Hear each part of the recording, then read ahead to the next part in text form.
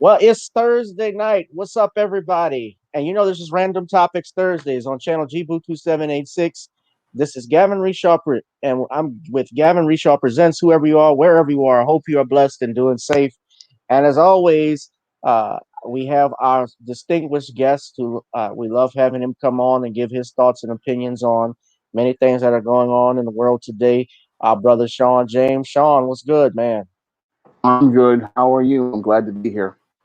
Oh, glad that you're back. You guys, Sean, of course, is editing some more books. What's the latest book that's going to be coming out, Sean? I know uh, we have here, I have the John Haynes series listed in the banner, but tell some people some more books that you're going to be coming out with.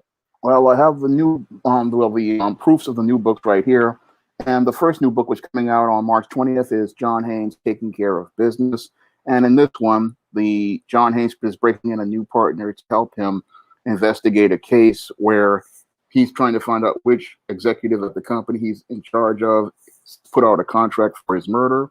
And this book will be available on March 20th. And the second book, which will be available on April 20th, is Isis Revenge of the Cyber Goddess. And this is the third part of the Cyber Goddess saga, which started in 2013's Isis the Beauty Myth and continued on in 2014's Isis Wrath of the Cyber Goddess. This one is an epic action packed story where the goddess next door and Rahima Sanders, the Cyber Goddess, have it out in one big epic battle. And this one features John Haynes as a guest star, so you definitely don't want to pick this one up. This one pays off a lot of storylines that have built up ever since 2014. And this one, again, is a big, epic book, which has major repercussions all throughout the ISIS series. And ISIS is going to debut a brand new costume in this book. All right, so you don't want to miss that brand new costume worn by ISIS. Yeah. Oh, man. Sean, I guess we'll get right into it. That's great, man, that you have those books coming out, and I'm gonna ask you to plug them again at the end. But I do want to talk about some things that are going on right now. Main thing I want to ask you tonight, especially with all that's going on in the last, I guess, couple of weeks, we've seen the Me Too movement come back almost with a vengeance now. In 2020, it was nowhere, and I think it had a lot to do with Joe Biden running for president because he had his accusations. But right now, of course, Ti and Tiny are being accused of some serious accusations, sexual assault accusations, sex trafficking, if I'm not mistaken. And they are represented. Some of one of the victims, at least, I shouldn't say victim, but alleged victim, or I should rather say accuser, is being represented by Lisa Bloom. I don't know if you have followed this story in particular, but MTV had suspended the Family Hustle. I think that was what the show was called at one point, uh, or if it's the I don't know what the name of the show is now. I think it has changed. I don't follow reality shows too much like I used to, but nevertheless, the show has been suspended. Ti and Tiny, of course, have denied uh, these accusations. I want to ask you your thoughts, though, about what is happening, what we're seeing with this Me Too movement in particular, about the family hustle. If you could give us your thoughts on it. Well, it looks like the Me Too movement is going back to business as usual. They suspended operations once we had the 2020 election because they didn't want to go after these people like Ti because they wanted to get the black vote, and they didn't want to go after many of these supporters of these politicians because they knew that a lot of these leftists out here they support a lot of these candidates, so they were trying to lay low because after they made allegations against Joe Biden, they saw how they were going to undermine their own agenda. So now it looks like they're starting to ramp things up once again as related to their campaign of making allegations, as I see it, for attention and profit. And I saw this coming with the allegation made by your Asia Argento against director Rob Cohen. And I also saw it with the allegations that this woman, I forget what her name is, the woman who made a jab at Kobe Bryant, um, Evan Rachel. yeah, Evan Rachel Wood took a shot at your Marilyn Manson. So it's looking like they're trying to get this Me Too movement started back up once again. And now they, after going after those white men, now they want to go after T.I. And it looks like all these people, I find it interesting that they always want to make allegations years after the fact, but they never want to go to the police with any sort of police report, an official document that you can be prosecuted for filing a false police report. So I have a real serious issue with these people as related to these allegations that they make, because if these individuals have participated in criminal activity, you would think you would want to go to the police department so that this individual would not do harm to another individual. And in the case of a sex crime, you would want to make sure that this person never violates another person. Now, I thought that that was the mission of the Me Too movement, to stop sexual harassment and stop sexual assault, but we don't see them ever trying to go after anybody in a court of law.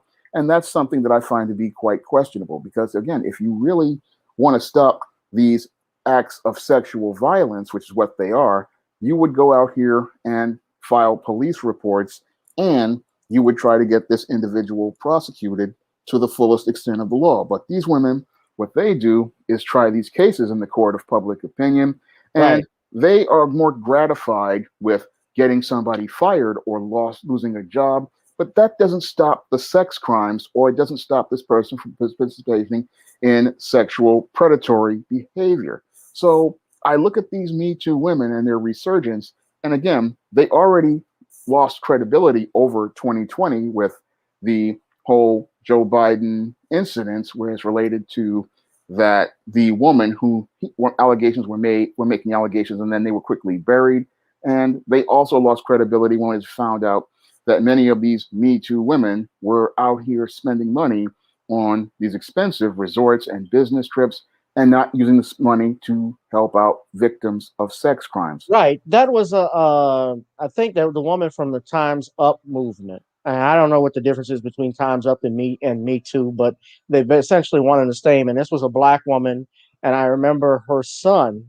Uh, and people can look this up for me if you can. People in the chat, you all know who I'm talking about. Her son was accused, I believe, of sexual misconduct, and she actually was forced to step down. Do you remember that? Yes, I remember that. Her son was alleged to have participated in some sort of sexual assault of some type, and she was forced to step down. But again, the big problem is we're not seeing any sort of criminal prosecution. And I believe the reason why we're not seeing any criminal prosecution is because when these women get on the stand, they know that they will be caught in perjury, and they know that perjury is a crime. So these women, they would rather try these cases in the court of public opinion and try to get people emotional about some news report. But the whole thing is, if there's a crime committed, the only way we know that you're credible and serious is if you go out here and file a police report, and you go and you deal with the prosecutor, and charges are filed. Now, these females, what they will say is, oh, I don't want to file any charges. This guy has so much clout. But when I looked at the records as related to the Rob Cohen case, I mean, Rob Cohen wasn't that big of a wheel back in 2001, 2002. Yes, he had a couple of Right. movies under his belt, but he was not that big of a wheel.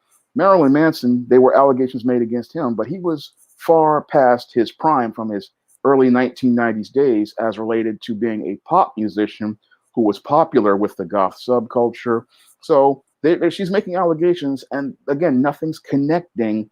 And in the case of your Marilyn Manson, the prosecutors did, like Bill Cosby, go out here and seek out a case, but they said that they dropped it for lack of evidence. And again, Marilyn Manson did not have the so-called clout like many of these men, like Harvey Weinstein, did. And again, the case is suspect because this woman comes out and makes this case in 2021, when the Me Too movement, at the height of it, people were making allegations against Harvey Weinstein, but she remains silent about Marilyn Manson. Again, questionable. Same thing with this Asia Argento allegation against Rob Cohen, and these allegations against T.I. Now, T.I. has had multiple run-ins with the law, and why didn't anybody make these claims, again, at the height of the Me Too movement? And again, all of these claims seem suspect because they just seem to be coming out of nowhere. And again, it seems like more desperate women who are in their 40s and faded, looking for one last shot at attention and wanting to use the court of public opinion in order to get a payday in their old age before they ride off into the sunset. This woman here, this is the lady who was the former CEO of the Time's Up movement. Her name was Lisa Borders. And it was her son that was accused of sexual misconduct, which forced her to step down. That's her. Yeah. Now, interesting enough, when I look at her Wikipedia page, she is the president of the Atlanta City Council. She was from 2004 through 2010. She's an AKA, and so I'm sure she supported Sister Girl in the White House. I put that in air quotes. Hmm. She's former vice president of global community affairs for the Coca-Cola Company before becoming the president of the Women's National Basketball Association. Uh, she left because of sexual misconduct accusations brought by her son. She stepped down as a result of that, and that was in the New York Times. So, this whole thing, this movement, it seems nothing more than a cash grab. I've always said that. I've wondered though, Shawn, and maybe you can explain this too. Why do you think, or how would you argue with someone who would say that the Me Too movement isn't racist because Harvey Weinstein's in jail, Weinstein white? So don't say it's racist just because Bill Cosby is in there. How would you argue something like that? Curious. Well, I would say that the Me Too movement is racist because oftentimes they were targeting black men first, and they want to make the black man this black boogeyman, and they always come out here with these allegations, usually against black men first.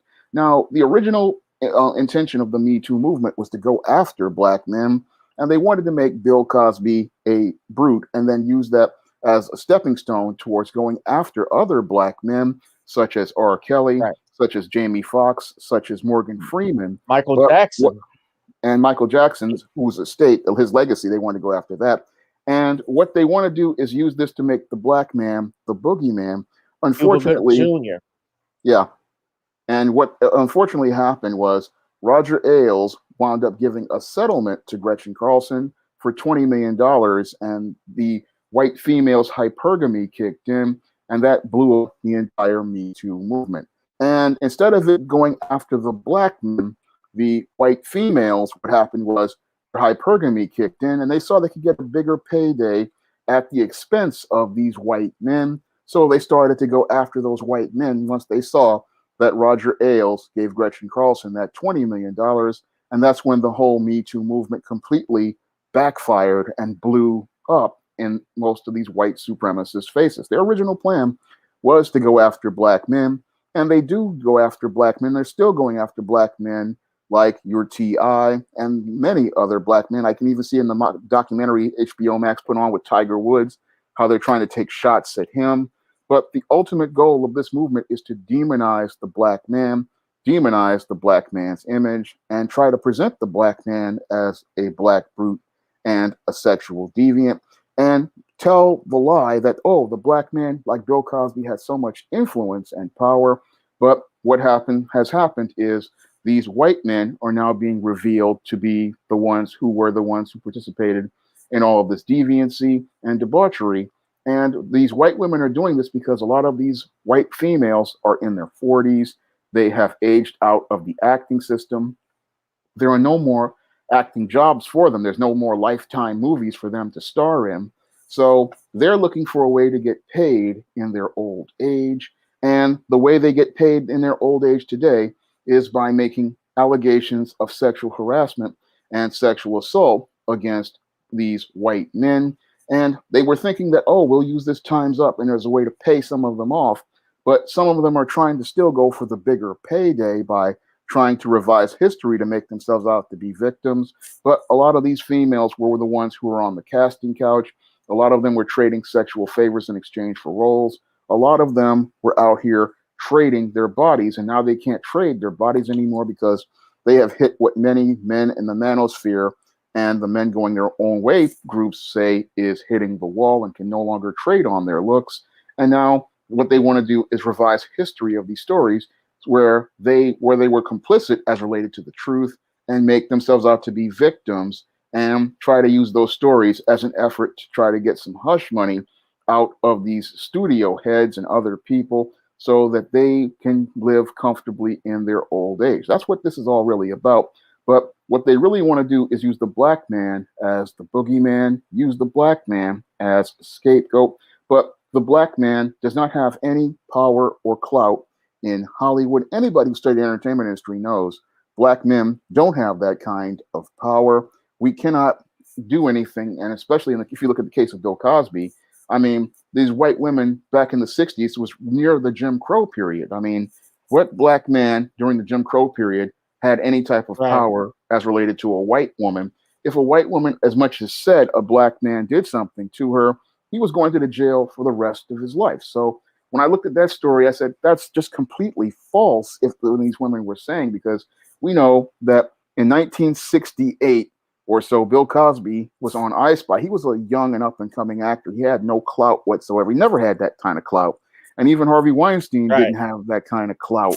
And you mean you cannot, and he probably had the numbers of prosecutors on speed dial, and he probably couldn't get what they were alleging to have happen. I mean, in the case of a lot of these women, it really is a Well, case of their, some of that, that's why Harvey Weinstein actually had gotten acquitted on a few of those charges when the actress uh, who was in Spike Lee's Jungle Fever, Angela Scioria, I believe is her name. She was in The Sopranos. When she testified, I mean, they demolished her on the yeah, witness stand because she was caught in so many lies. Same thing with the woman who said, Harvey Weinstein tried to rape her. Well, you got emails from him trying to get invited to the Oscar parties. So all of that stuff was being told and brought up at the trial and hearing. So it just never stood a chance. But, I think he's going to have a likelihood to even appeal his case, a strong yeah. case to appeal it. Yeah.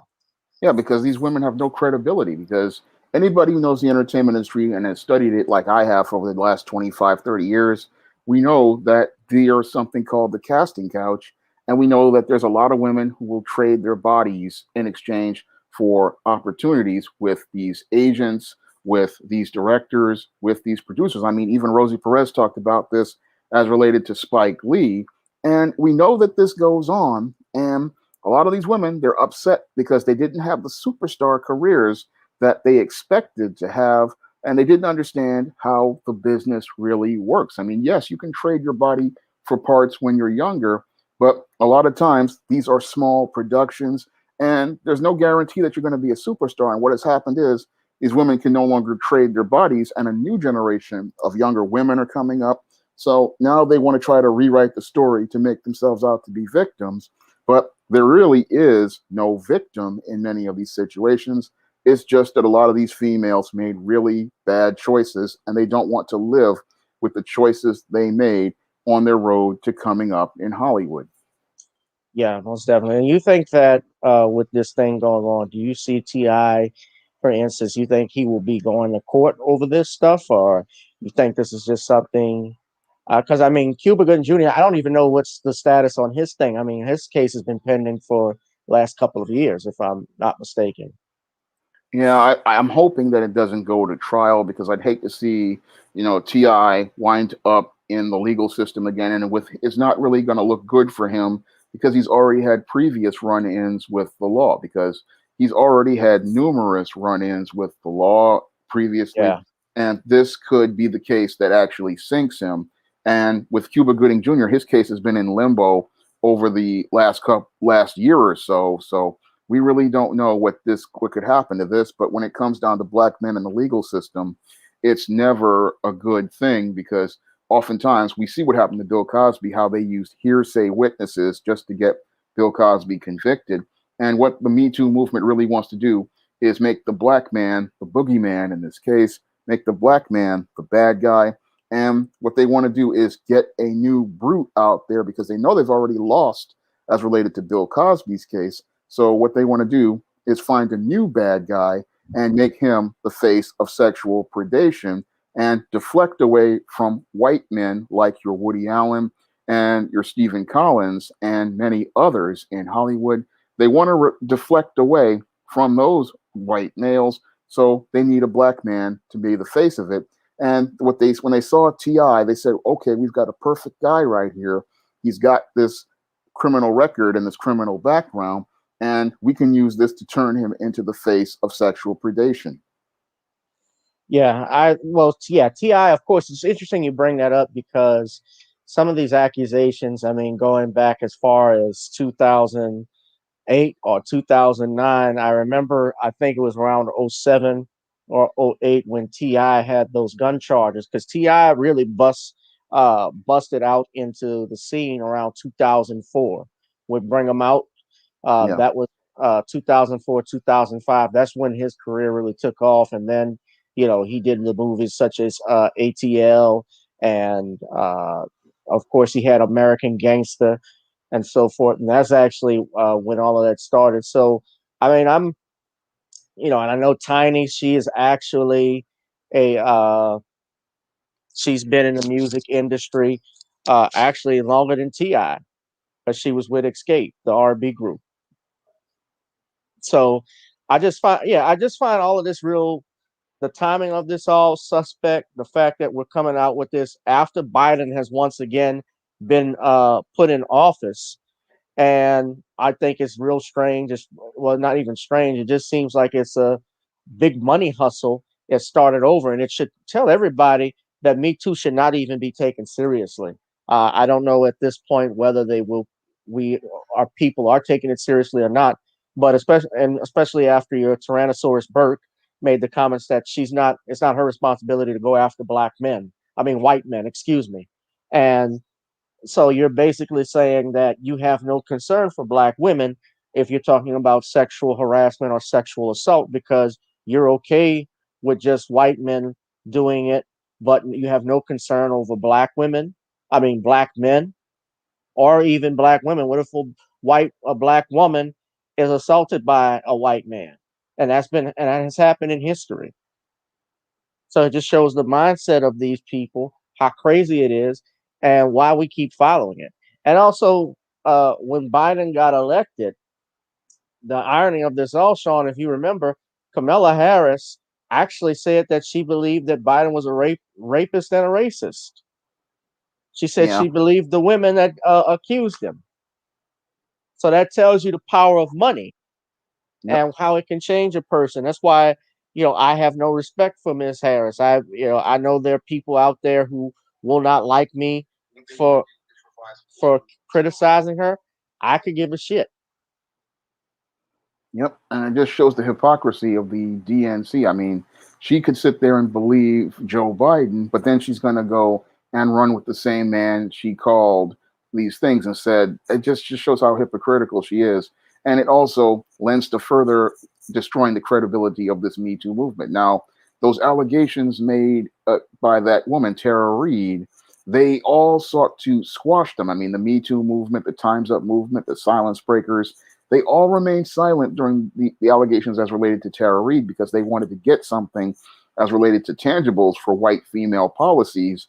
But when it comes down to them getting, after the election is over, they want to ramp up business as usual. So the Me Too movement really has no credibility whatsoever. And people are now starting to realize that these allegations, they really have no credibility because why aren't these women going to a court of law to make these claims? Why aren't they going to file police reports? And the reason why they don't want to do that is because they know they'll get caught in a crime. And the thing that they really want is publicity, but they really don't want to stop any sort of criminals because they're the ones who may possibly be charged. If we took this to a court of law, they would be charged, one, with filing a false police report, and two, they would be charged with perjury because if they go on a stand in a grand jury and make these claims and they're proven to be unsubstantiated and they're proven to be liars, they would wind up going to jail for participating in filing false police reports and going out Right. here and perjuring himself on the stand. Right, most definitely. You guys can check out this article from blackamericaweb.com. I know that's Tom Joyner's website, and I don't really follow Tom Joyner like talking about it. Man, it's different when you look at your heroes or people you look up to when you were a kid with a different set of eyes when you get older. because I look at those guys like the black media heads and so forth and thought how powerful they were and how great they were, but a lot of these guys were cowards. Yeah. Like I have, like Tom Joyner, I've lost a lot of respect for him the way he treated Bill Cosby, because anytime that man was in Philadelphia and was trying to raise money through his Sky Show program, Bill Cosby was there at the Sky Show, and he writes an article saying how Cosby should take a plea deal. Yeah, but a lot of these guys had to Yeah. go out here and buck dance and bojangle in order to get these jobs. So that's one of the things I learned back about studying the entertainment industry. Is a lot of these guys, they were not coming on merit. A lot of them were coming out of fear. And the reason why the white supremacists hired a lot of these guys is because he knew he could get them to go out here and bootlick and tell these masses what he wants to be told and tell people what they want them to hear. So a lot of these guys, you can't get upset because he wouldn't have got this position unless he was some type of coward. Because let's look at the Barack Obama. I mean, the only reason why he became president is because he's basically one of the biggest cowards out there.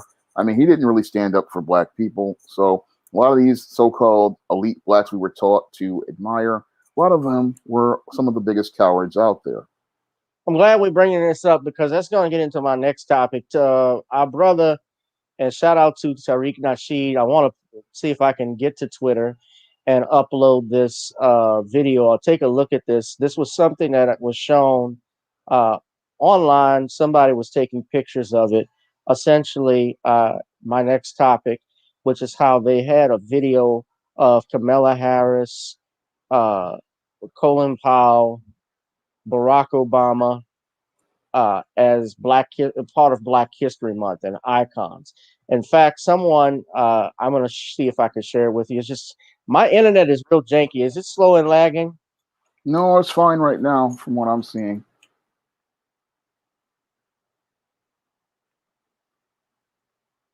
Okay, because for whatever reason it's real slow on my end. I don't know if I got to change the Wi-Fi. Hold on, It, let me see. Go ahead. it might be your connection. Mine's fine. I can hear you. And change it. Okay, so you guys, I'm not going anywhere, but I'm gonna try and connect to another source. Looks better.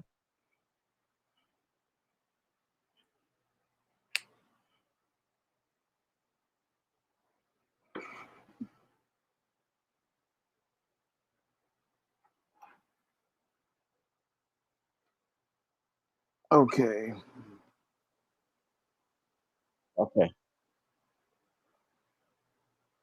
All right. How's that? It That- looks like it's fine. You're moving. You're connected. all right. Well, it looks like I'm still slow. That's why I mean, the router is right there and Yeah. next door, so I don't know what's going on. But somebody put this up. This is on Cold Brother 83 on his Twitter page. Someone had this picture up while he was watching a basketball game between the Rockets and Heat. And this is what they put up for Black History Month. Hold on a second. See if everybody can see it.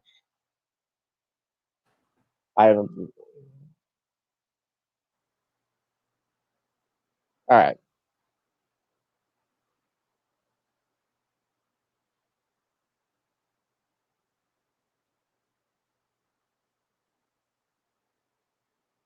So you have a picture of Kamala Harris, Barack Obama, and Stacey Abrams in the middle for Black History Month. Now, I get why mainstream media would push this, but I'll say this and I can get in trouble for it. She's not Kamala Harris, especially, is not, as Judge Joe Brown always talks about, she's not a black woman. She's Hindu Brahmin. Barack Obama, his father is supposedly is Nigerian. And I'm not even looking at the FBA stuff at it. I look at the way that I guess their policies so far have treated black people. Now, Stacey Abrams, at best, yes, she could be part of Black History Month if we're talking about the FBA stuff. I don't know her background, but I'm going to say for the sake of argument that she is. If I'm wrong, somebody correct me. But uh, I'm just wondering exactly why. Well, I know why, but mainstream media pushes and celebrates these people. You know, Sean, do you think that this is Black History Month with those three individuals? You think that's something that we should be celebrating, or children should celebrate? No, it's not something we should celebrate because none of these people have accomplished anything. I mean, if you look at Barack Obama, he really, outside of being the so called first black president, because he really was not the first black president, he's a biracial president. He really didn't do anything for black people. Now, your Kamala Harris is not a black person. She's not as any related to being the black American whatsoever. And your Stacey Abrams hasn't accomplished anything. If anything, what we see with this whole image right here is another attempt at empty symbolism for these white people out here so that they can say, oh, look at these blacks, they've accomplished something. And the only reason why they're pushing them is because they fit the political narrative of these white leftists. And this image talking about black history, none of these people actually made any black history. Basically, they're Right. just a bunch of tokens who were put up here to pretend to represent black people in a symbolic way. But when you start to take a critical examination of their policies did nothing for black people. It's just like when I used to read the history books back in the day as related to many of these so-called black people they want to push in the books. They would talk about, oh, so and so was the first black person who did this, but Right. that was just an empty symbolic image to really just get kids to believe a certain narrative. Meanwhile, once you get older, you start to go, especially when you go into college, you start to do research on these individuals. You find out they did absolutely nothing whatsoever. And when I look at these three, this talking about there are black people who have accomplished something for Black History Month. They've done nothing and they haven't made any sort of impact whatsoever. They're not icons. I mean, an icon is somebody like a Bill Cosby. He's an icon. Somebody like a Tiny Malcolm Lister X. is an icon. I mean, yeah, Yeah. Malcolm X Dr. is an King. icon. Dr. Dr. King. King.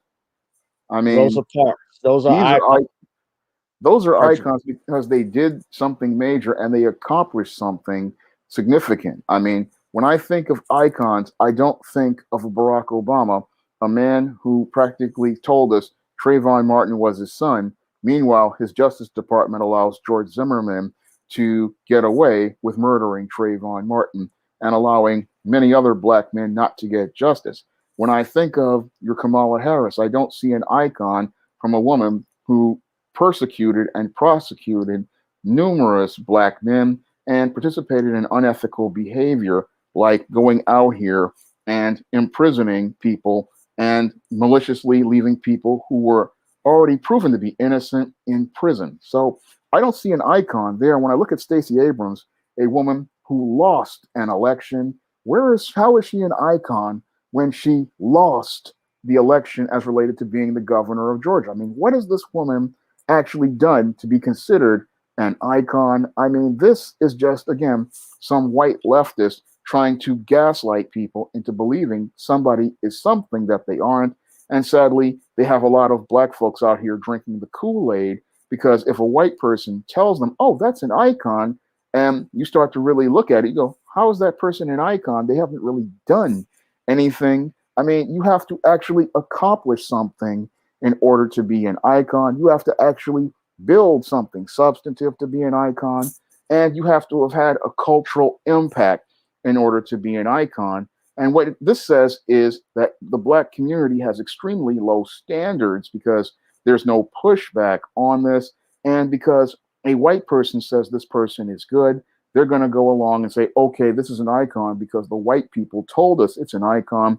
But that just shows how low black people's standards are. Because if we had standards of our own, we would sit there and say, look, that's not an icon as related to what I see as an icon. Because when you have your own standards for what an icon is, you say, look, This person has to have had a certain level of accomplishment. This person has to have had a certain cultural, you know, have had certain achievements in order to be considered an icon. They have had to have elevated the race in a certain way.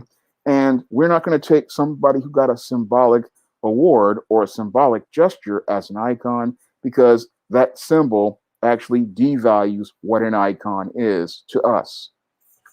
Right. And I think that what we're seeing too, essentially, when you're talking about, we're seeing mainstream media push and tell us who our heroes ought to be. This is the new black. Like Corey Holcomb said something interesting about Barack Obama. He said that's who they picked to represent the brothers in this in this world, in this community. A motherfucker that don't say shit.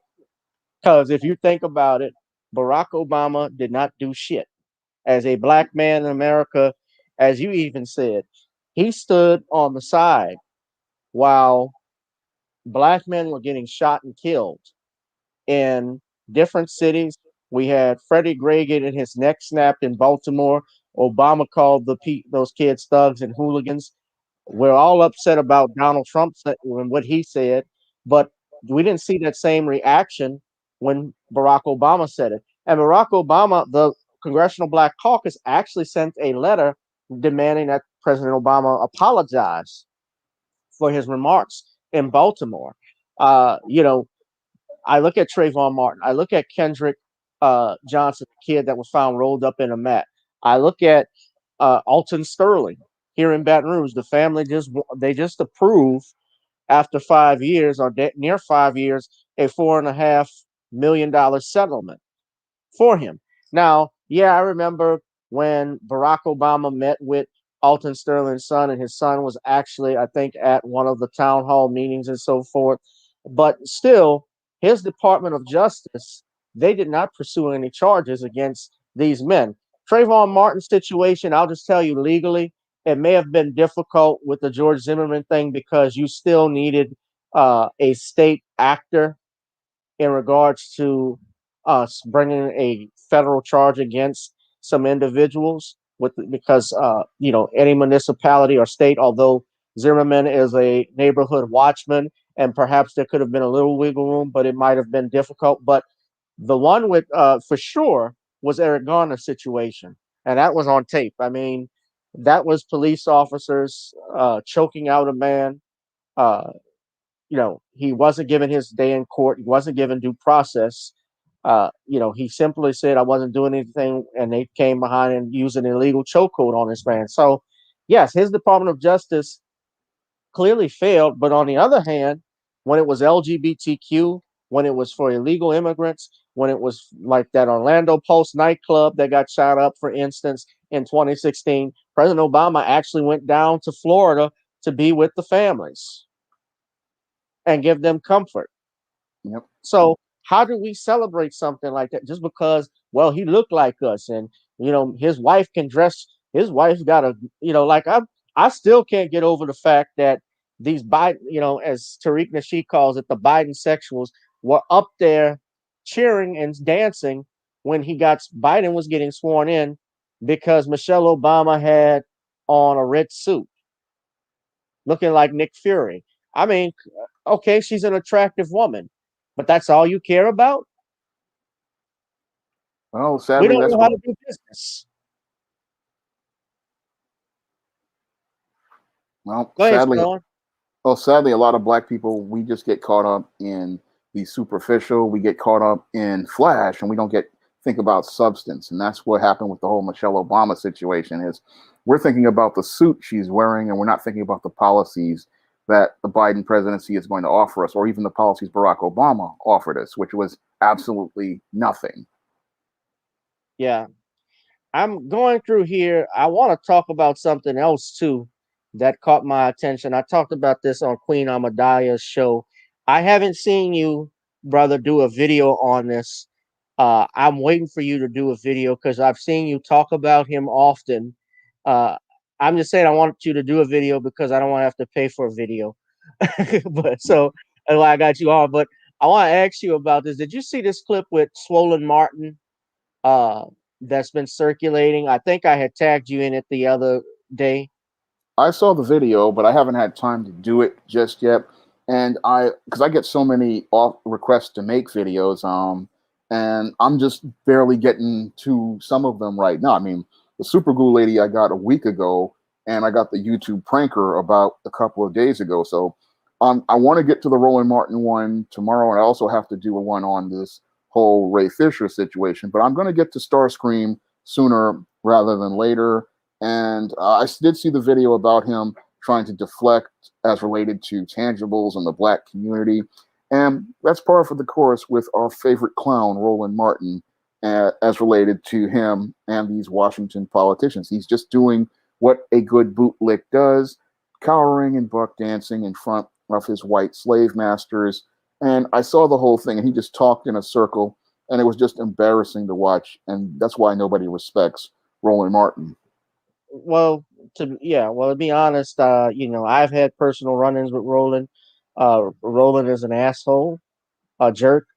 Uh, what he said in that video, first off, made absolutely no sense. As you know, Sean, the Yeah. government for years, he stated, let me play, if I could, I just want to play the video.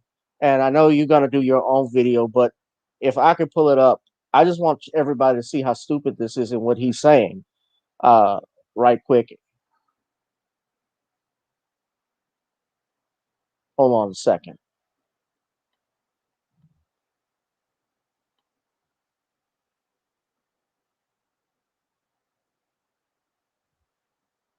Because we're gonna I gotta dissect this. So, this you also got to explain to black people, all these people out here that I love it when they love playing this clip where Kamala says, he did it. I'm not going to do anything that's specifically for black people because they can't. You have to, you literally cannot pass. Like when somebody says, well, this bill was passed for the gays. Somebody on YouTube said that. First of all, you can pass a bill when you say LGBT. That means black gay, white gay, Asian gay, Latino gay. Exactly. That mean gay. Exactly. Okay? That mean gay. Everybody. You cannot pass a race-specific bill. All y'all folks who be saying all this nonsense because y'all listen to too many other black people who yap their mouth on Instagram, Facebook, and YouTube who will not tell you. Aren't you yapping on YouTube, Roland?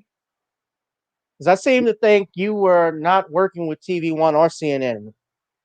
What the federal law is, how the Supreme Court has already ruled, which is why policymakers have to craft language that actually goes to affected groups or disaffected groups at disproportionately us. So, perfect example. All right. First of all, that's a goddamn. I'm trying to get right because Linda's coming, but that's a damn lie.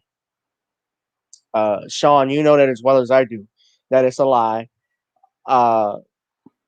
Governments have already passed laws. The government here in this country have had laws for centuries that were designed to protect, designed against Black Americans. They've had laws that are on the books for Native Americans as we speak. How reservations were created. By his own logic, if Roland is saying that, well, they can't do this, then why did Joe Biden a couple of weeks ago sign an executive order on behalf of Asian Americans and Pacific Islanders? So Roland is not a lawyer. He's a fucking idiot. I'll say that. I don't like, I don't care who's watching. I don't like, personally, I don't like the man because he's too arrogant. He's too fat to be arrogant. You see, I'm humble. When I have guests come on, when I talk to people, when I have you come on, I don't try and talk over you and not let you speak, number one. And I notice he has a habit of doing that. The other thing, too, is I don't think I know everything in the world. When you're not a lawyer, when you're saying things like this, you're not even making any sense. I'm glad he brought up the LGBTQ thing, because first and foremost, if you're saying, well, they can't do that for LGBTQ, number one, Are they can't if they're American citizens, why are they being treated as a separate nation? Why were they passing? Did Congress, even though they didn't get this, but wanted to pass reparations on behalf of LGBTQ? There was a bill that uh, Elizabeth Warren, excuse me, sponsored a couple years ago to try and get them back taxes as a result of the laws that prevented them from being married. The Supreme Court just recently stated that, with regards to this transgender issue, that it falls under an issue of sex. Hell, the Supreme Court has also said that Native Americans are entitled to half the land in Oklahoma, that's Indian territory.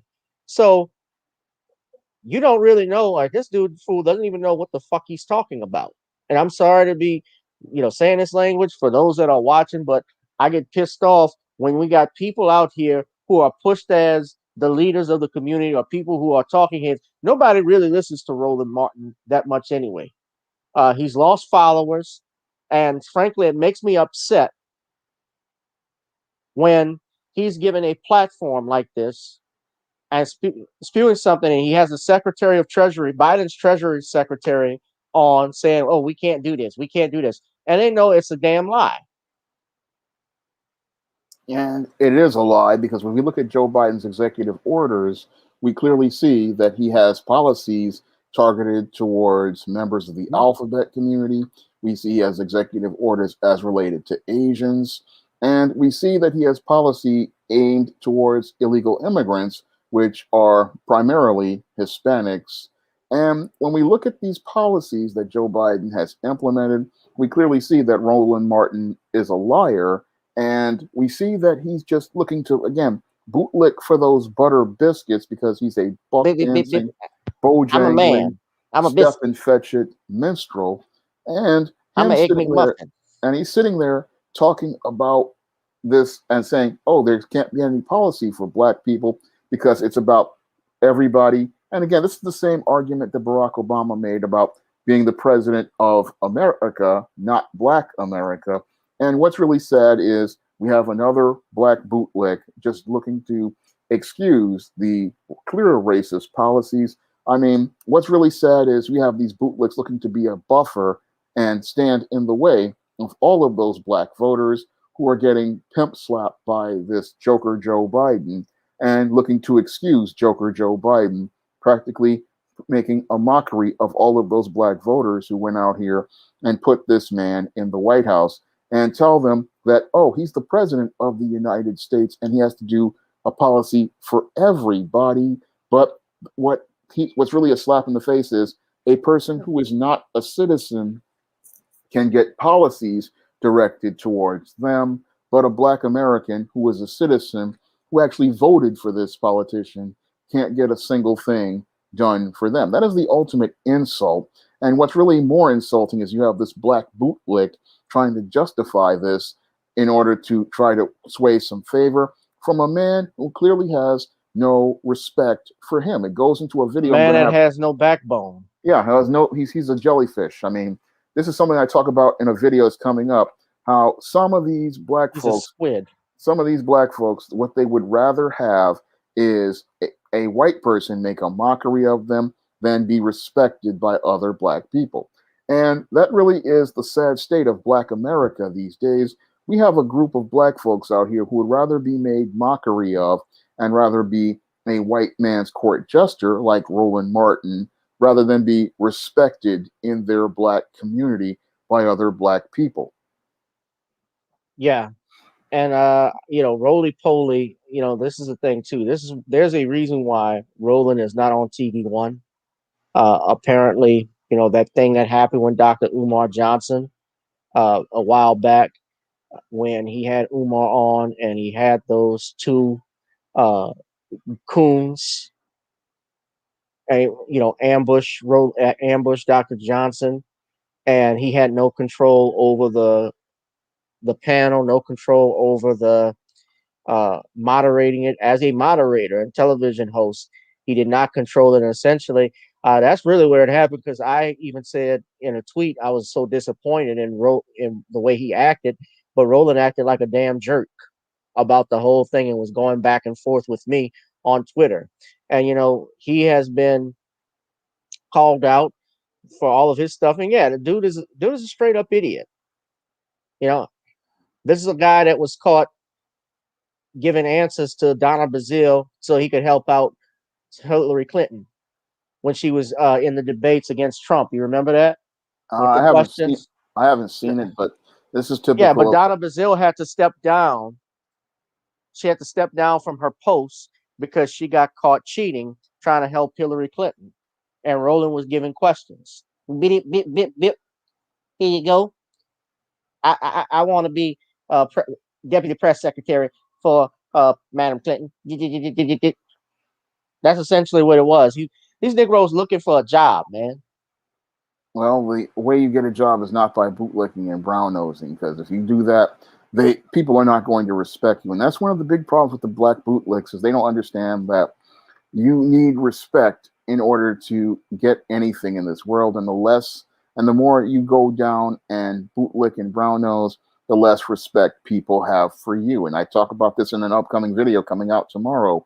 And this is something black people, especially your black bootlick class, they don't really understand the importance of the concept of respect. They don't understand that if you can't get respect, nobody wants anything to do with you. And when you get the attention from these people are actually laughing at you and seeing you as less than. Because when all of these whites and non-blacks look at Roland Martin, they don't see a man, they see a clown, and they see a clown that they just sit there and make mockery of and laugh at. And what's sad is he would rather be their court jester than be a respected man that people take seriously. Bip, bip, bip, bip. Y'all better do what I say and not as I act as I do. Do. I think he I think he's a long lost descendant of Jack Jenkins from Harlem Nights. Remember Jack Jenkins? Don't take this ass little whooping personally.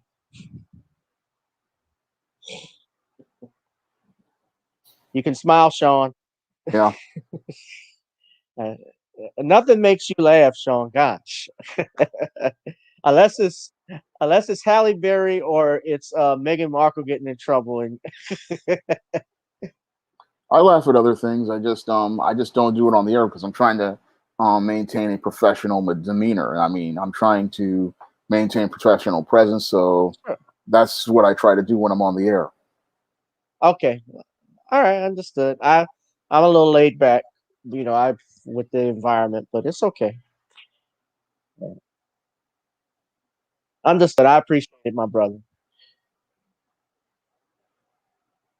So we got some people in the chat. People are shouting out. Respect is an inside. Dan Ruck says, "What's up, Dan?" He says, "Respect is an inside job. You cannot expect respect from others if you do not first respect yourself." Most definitely, that's real talk.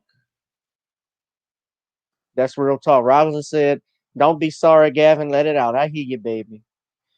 Y'all please hit up that Cash App, Gavin Reshaw Esquire, or the email gavin.grich1@gmail.com.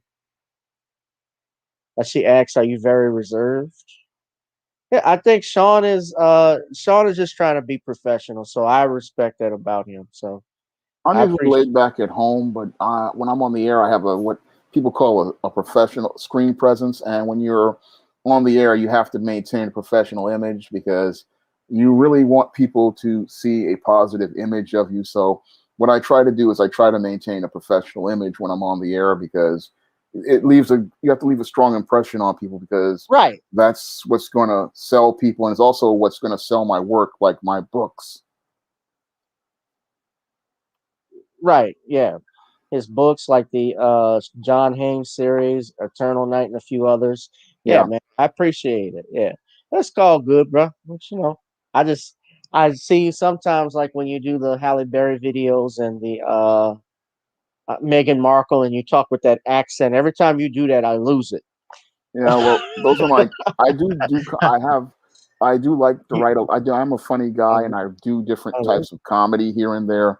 But I just try not to do it when I'm online doing a show or doing a guest spot on a show or I'm doing a stream. I mean, usually if I'm doing a comedy bit, like I did the whole Thuggle comedy bit today, I posted up a little short video of a comedy bit called Thuggle, which was a definition of a word, or I'm doing a Joker Joe bit, I will let my comedy side come out. And I do make a lot of jokes on it. If you read my book all about Nikki the Fabulous first season, you'll see more of my comical side. But I just don't usually do it on the air because I want to represent a positive, image of black manhood and a positive image of black masculinity. Right. I appreciate that. Yeah, most definitely. Well, I get it. I'm just looking at Tariq's Twitter handle, and he has something. I didn't want to talk about this as a topic, but this is interesting, Shawn, since it's right up your alley in New York. Andrew Cuomo put out a video or tweeted a video vaccination, and I'm looking at it. It looks like it's a rap video. Oh no. Yeah. Me personally, I don't have that demeanor, Shawn. Yeah. Since I'm I like to have fun and relax, but I appreciate you. Look at this. And not debate. The vaccine, believe it's safe to take. 9 out of 10 people won't get sick. That's 90% effective and legit. This COVID thing is real and it will find you. It's killing our people. Let me remind you. Back in the days, there was polio, smallpox. Back in the days, measles and mumps, man. Back in the days, but because of the vaccines, none of those vaccines they work to trigger immunity. 2 shots, we got antibody security. We gotta act now. No need to wait. Get your vaccine before it's too late. For real. I got the vaccine, you got the vaccine, they got the vaccine, we got the vaccine. We can get back to normal, let me inform you, let's all get the vaccine. It's about community immunity. I'm talking unity for you and me. If Doc says it's good, then trust me, it's good. Now let's all get the vaccine. All right. There is no will inspire. Time for us to trust. That's DMC. The vaccine, believe it's safe to take. 9 out of 10 people won't get sick. That's 90% effective and legit. This COVID thing is real and it will find you. It's killing look at Shawn. People. Let me remind you. Back in the days, there was polio. Back in the days, measles and mumps, man. Back in the days, but because of the vaccines. Yeah, Dan, it's for real. Immunity, 2 shots, we got antibody security. We gotta act now. No need to wait. Get your vaccine before it's too late. For real. I got the vaccine. You got the vaccine. They got the vaccine. We got the vaccine. And I thought I saw everything when Joe Biden had the booty to the pole ad.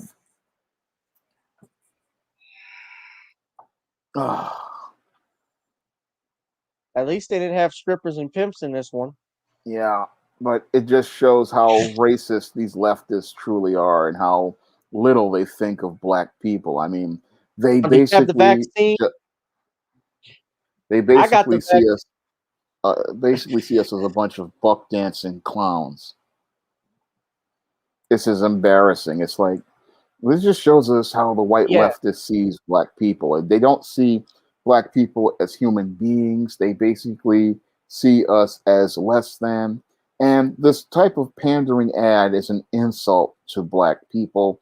I mean, this type of ad right here, this is a slap in the face to all the brothers and sisters out here by insulting their intelligence and saying that the only way we can appeal to you with this vaccine is to go out here and make a rap. And that's supposed to appeal to persuade black people to take this vaccine, but they don't want to address issues like the Tuskegee experiments. That is one of the reasons why a lot of people don't want to touch this thing, because they think about what happened with the Tuskegee experiments as related to those syphilis experiments. Yeah. And that's the main reason why so many black people don't trust this vaccine, and they don't trust the constant push at black people and not all Americans. Because why is it so important for people like your Bill Gates and many others to push this on black Americans? And why is it so important for them to approach black Americans first? That's a critical question many black people are asking. And this type of response just shows how little respect they have for black people, who have a legitimate a right to ask that question, because this whole thing again targets us first, and it's like you want to make us guinea pigs for this vaccine, but you're not going to go out here and go to these white people. And this whole thing is really an insult, because your Andrew Cuomo sat there and said, oh, he's not going to take the vaccine until the black and brown people take the vaccine first. So he comes out with this ad, and this doesn't help his case, because if this vaccine is so safe, then why don't you roll up your arm and take this vaccine first and show us how effective it is? Northern Bell said next they're gonna have Cardi B working on a needle. Let me just give you guys some facts on some vaccines a little bit. And I'm not trying to say whether or not you should take it or not. I have family that are in the medical field, that working. My father's a pharmacist. My brother's a pharmacist. My mom, herself, she's a has worked in a lab, medical technologist. So med tech. So I'm not going to say, and they've advised me what vaccines are. I've had, even as a kid, you had to get shots with smallpox and polio and things of that nature, tetanus shots. If I wanted to be in school, I had to take things like that. So I'm not going to say not take them. However, I don't think that things should be forced on people either. And those vaccines that were developed, a little history about them, they took years. The average time frame to actually develop a vaccine at a minimum has been 10 years. And this is something that was rushed fairly quickly. You're talking about something that was developed in less than 9 months, supposedly, because when COVID really started was what, in March, Yeah. when it really affected everybody. So now March, the first round of vaccines started to come in. I want to say around December, let's just say December or January. So you have something that is rushed. And I mean, I have heard reports of some people who have had adverse reactions to it. And it happens. That does happen. People who take the flu vaccine, some people have had reactions to it. It doesn't, everybody's body is different. But I think that for them to try and put this video, to put this up, a rap video up to try and get black people to get vaccinated, as if we don't have any common sense vaccines, like this is gonna make me go, straight to the doctor and get this today. Like you must think I'm stupid. I don't like it when you talk to me like a human being and not like an idiot. That's the issue I had with something like this. This doesn't surprise me. Uh, you know, I don't, someone said Cardi B is going to be dancing on a needle. I don't think Cardi B. It might be Megan Thee Stallion. Have Megan Thee Stallion up there. So it's Cardi B twerking on a needle. Megan Thee Stallion will be the nurse administering the shot. Yeah. It's just embarrassing overall. Yeah, they could have Charles Barkley come out and talk about vaccines. Well, personally, let me just say, if you must be a real knucklehead if you don't get vaccinated. I mean, this idea that the government ain't giving vaccinations to black people to thin off the population, that's just ridiculous. No, I think it's just terrible, terrible, terrible when you have people like Gavin Richard or Shawn James or Brother Johnson or Queen Shakur, anybody else talk about vaccines. That's just ridiculous. That's just ridiculous. This is all stupid. This is just terrible, terrible. You know, Steve Harvey come out there. Yeah, Charles, you need to go and get vaccinated. And while you get vaccinated, go down to the K&G and buy one of my new line of suits. That's right, the Steve Harvey fashions are back. You've heard of banana yellow, grape ape, and Jaman Hansu black. Well, in honor of Joe Biden being president of office, I got the gay gray. That's right. Yeah, yeah, yeah. Y'all come out and bring your ass to K&G. Woo! We're going to have a good time. Yeah, yeah.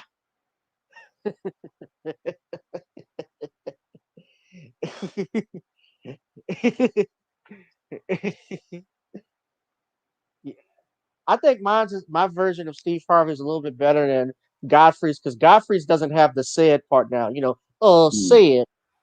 You and Levite is like I got Mr. Hightower down when he had that pancake do. He was trying to look like Richard Yeah, Pryor with that stuff, huh? That's what yeah. John Witherspoon says. Yeah, yeah. Oh man. Okay. Well, let me get on to something more serious. I want to talk about these stimulus bills that's being passed since we're talking about Biden. You haven't heard too much from Biden supporters as of late, have you, Sean? No, they've practically disappeared off the face of the earth. And they're Yes. disappearing because they know that this whole presidency is starting out to be a Jimmy Carter level disaster. I mean, yeah, he got the election, but it's been proven that he's just not being able to set a direction as related to his course. And this was what undermined Jimmy Carter, and this is what undermined Barack Obama. And this is what we're seeing with Joe Biden. He can't really set a course. And if you can't set a course early on as related to leadership, this is not going to end well for your Joe Biden because he's sitting here. He's not really taking charge. He's not really taking control. And he's letting the presidency run him, and he's not running the presidency and setting a tone and a direction. Now, I don't like Donald Trump, but one thing Donald Trump did try to do was set a tone and a direction early on. He may have been very loud and boisterous about it, but at least he was vocal about where he wanted to go and what he wanted to do. But your Joe Biden being passive, like Barack Obama was passive, this is not a good look for him because a leader has to take charge, a leader has to set a tone, and he has to set a direction early on because that's the only way he can get people Right, behind most his definitely. And agenda. I'm That's sorry, the only way you Sean. can I get people think you were behind his lagging. agenda. I'm sorry. Okay, No, well, that's the only way you can get go people ahead, finish. behind. I'm sorry. That's the only way you can get I'm people behind your agenda, and you can set your vision for where you want to take the country. Yeah, I'm sorry about that, Sean. It's just I thought you had stopped, but what happens is that the connection, I guess, slowed down. Yeah, But yeah, but this thing with this third stimulus check, it's $1,400, and originally they said 2,000. Some people have wanted it to be increased, and I think the way they're treating it is that your $600 that you got from, if you did get it, from a couple of from back in December, that's supposed to be the 2,000 with the 1,400 included. The Republicans have actually gone back and forth saying they want to give 1,000. Democrats talking about 1,400. They're talking about this stimulus package. But then you got to remember, though, too, guys, this is not the COVID relief package. The stimulus package is basically overall spending, and that's sort of what you had back in December with Trump when Trump was fighting against it, and some Republicans were fighting against it, and even some Democrats were critical of it because even AOC has been critical of what of this bill and this package and leadership. I think she had stated something to the effect that, well, we're not giving the American people what we had promised, right? I'm not a fan of AOC. I know you're not, Sean, I'm but not. no, right, I know, but I mean, hey, a broken clock will get the right time at least twice in a day. But this approved funding, I'm pretty sure if you guys look at it, I'm trying to find exactly what it says and we can look at it. I'm pretty sure there's going to be money that's going to be sent over to different nations, just like they tried to do Yeah, before. I, you know, I'm pretty damn sure they haven't changed that. And let's be clear again, when you're talking about the debating over $1,400 or $1,000 or whatever, that is not their money. This is our money, number one. And if anything, people have been out of work for at least almost over a year. There are people who are still not able to work because businesses have been shut down, and they were able to muscle up and string up trillions of dollars, including monies. We talked about this that are going over to foreign nations. They're talking about arming other nations, giving them ammunition, but Here you got bills like HR 127 that they want to pass to disarm the American citizens, or at least get them registered. But nevertheless, it's not a gun control, and that's not a gun control bill. It's a people control bill. That's what essentially what that amounts to. But that's another subject. I don't want to keep talking about that. But I find it insulting that $1,400 is all they want to give you. And again, everybody is not going to qualify to get that.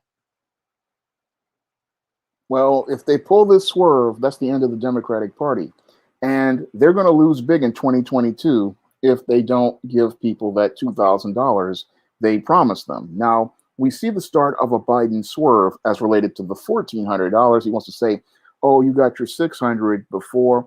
But if he goes out here and renegotiates this deal, this is the nail in the coffin for the Democratic Party. If they go out here and they try to change this stimulus bill after promising American people $2,000, those voters are going to come out in 2022 in force, and they're going to kick every Democrat out of their congressional office, and they're going to kick them out of the state houses.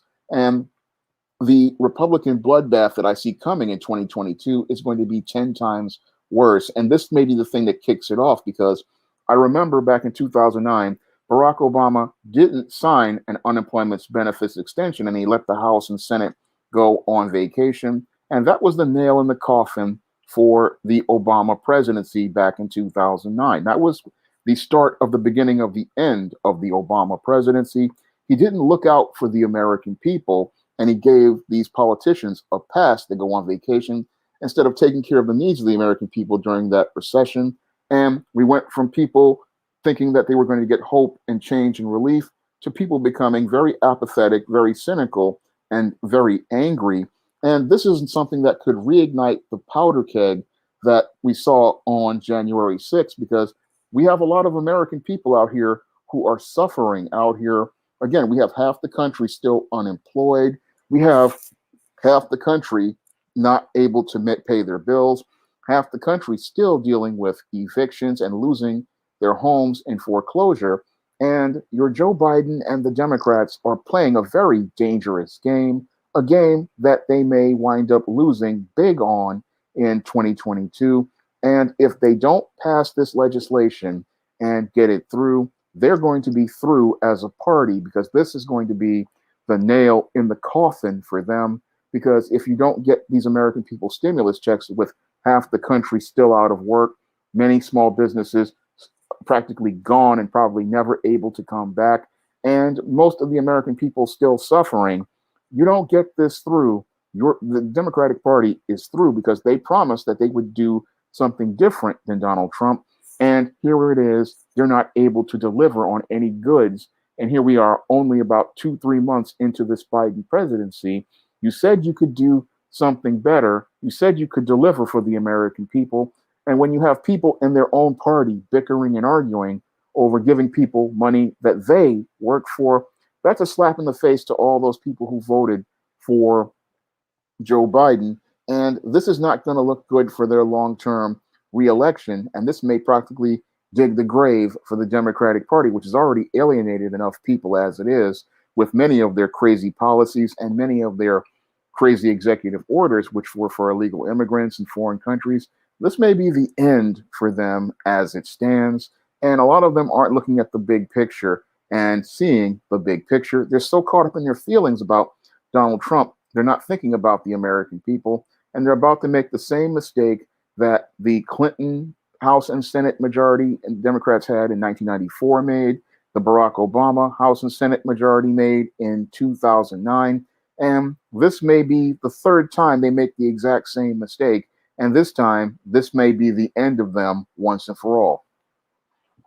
I definitely think this is going to be the end of the Democratic Party. A lot of people didn't think that they won this election to begin with, and certainly, you know, I've heard people think that a finesse game was pulled on this stuff. What would happen? Uh, and I reason why I had my dad coming here telling me to stop, Gavin, you're angry. He damn right I'm angry, and he should be angry too. Everybody should be angry because we're not getting our just due with regards to uh, our monies, officials who supposedly are voted in by the people, they are serving their own self-interest. We should be angry. We should be upset. And we also should be upset with ourselves because we've allowed these nincompoops to be in office for too long. There's no way that, Nancy Pelosi, Mitch McConnell, even Joe Biden, when he was senator, this guy should have been, these people should have been reelected time and time again. That's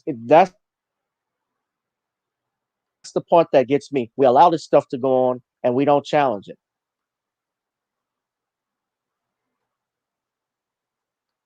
Yeah, we really need to push back on some of these politicians, and a lot of them just need to be fired because they're incompetent. They're not taking care of the American people. They've sold us out to special interests, and we just need to get rid of some of these guys. And I think 2022 we may see the end of a lot of these guys' careers once and for all because they thought they could run on this pandemic, but it's clear that from the way they have mismanaged things, especially on the state level, that they're just not fit for office, and it's time for some replacements. And that doesn't matter whether it's Democrat or Republican, both Yeah, of them are bad. Uh, Terry asks if the end of the Democratic Party happens, which new party will be? Uh, I don't think, honestly, I think it may, we may have something where it may not be a political party. Who knows? I've heard Trump is talking about creating a Patriots Party. Not so much interested in that, but you know, he's got followers. He's got people that still believe in him. I mean, I think independence. Honestly, even me. I'm registered as a Democrat, but I vote independently. I don't vote strictly on party lines and down ballot. I don't do things like that. I vote by what's in my best interest, and I don't like being insulted. And that's essentially what we're seeing.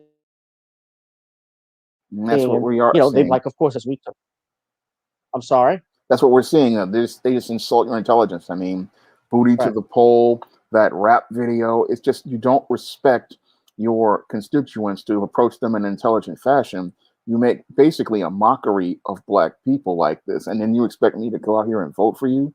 I mean, why not talk to me about policy and getting tangibles to me, and then rather than come out here and try to entertain people? Most definitely. Yeah, most definitely, man. And I think people are going to vote more independently now.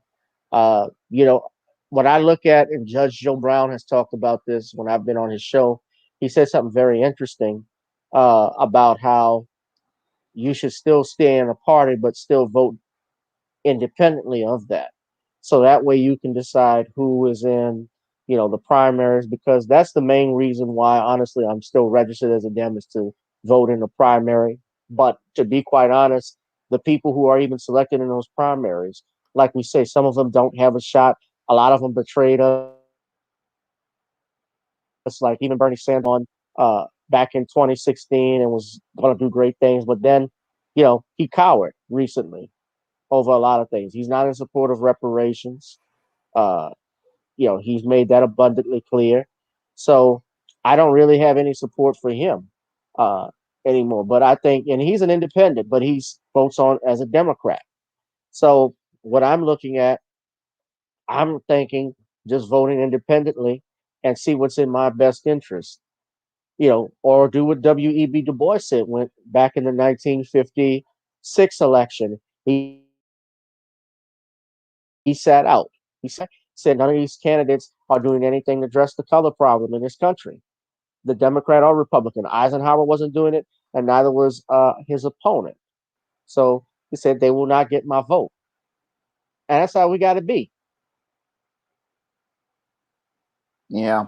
When I look at voting, it's like I vote for agendas, and if I'm not picking the agenda, then I don't care. And if these guys are not out here offering me anything, not offering me, but I'm not able to get my tangibles from these candidates, then I have no real reason to vote for them. So a lot of these candidates give you no reason to vote for them because they're not bringing anything to you.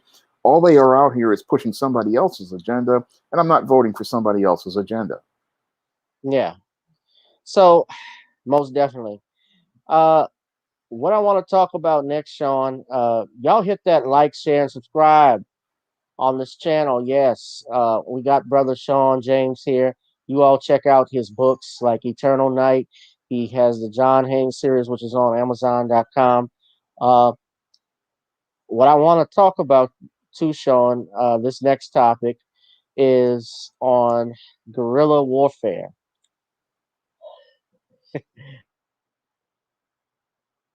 Guerrilla glue warfare. I don't know if you saw this, but earlier today, the woman who she's from Louisiana, unfortunately, Tessica Brown, for a 40 plus year old educator, and you did a video about this, put gorilla glue in her hair, and she underwent 4 hours of surgery, actually, and finally had this removed. Uh, but then you had another incident. I'm going to show a picture of Tessica Brown, operating room. Okay. But then we had another incident. Okay, so this is the actual video of her.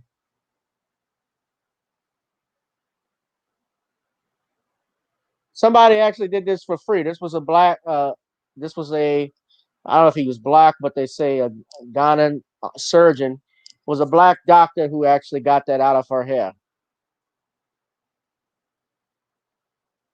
Yeah, I see it. And Now,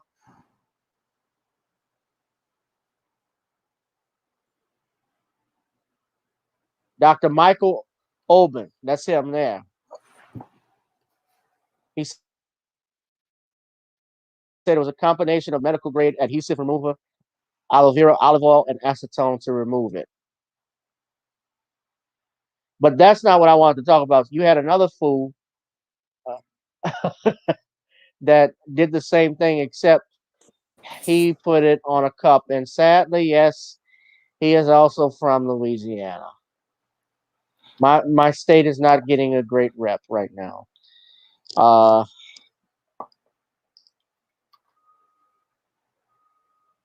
This guy, I'm trying to find an actual picture, but he did a gorilla glue challenge. He super glued the cup to his mouth, thinking he could lick it off in time. And I'm trying to see if I have the. Oh my God, that's him there.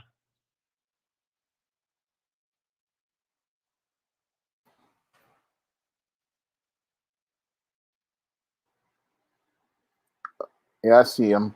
Oh, it's just Now, what's interesting about him, he actually was in that ice cream challenge when people were going around, if you remember last year, licking different items, and he got arrested and charged with doing that. But this time uh he super glued it to, this is it here.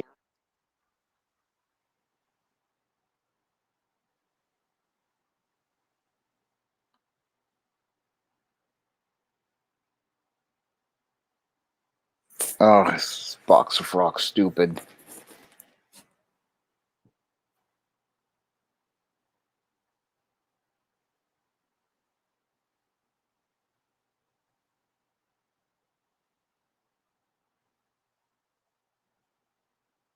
That shit ain't real.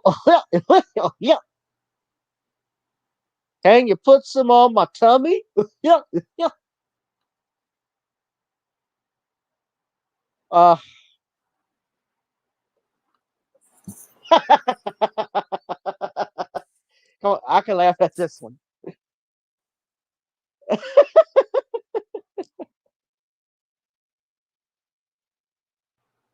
This is embarrassing. Stupid is as stupid does, Shawn. Another contestant on the show play stupid games, win effed up prizes. He looked like the little boy that got his tongue stuck on a pole on A Christmas Story. Flick. Stuck, stuck, stuck, stuck.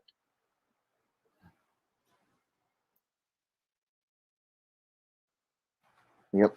Just And he should have known better. Nobody triple dog dared him. he's dumb.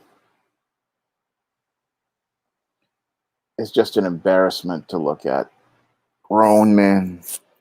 The woman with the Gorilla Glue was 40 years old, and she had her own business.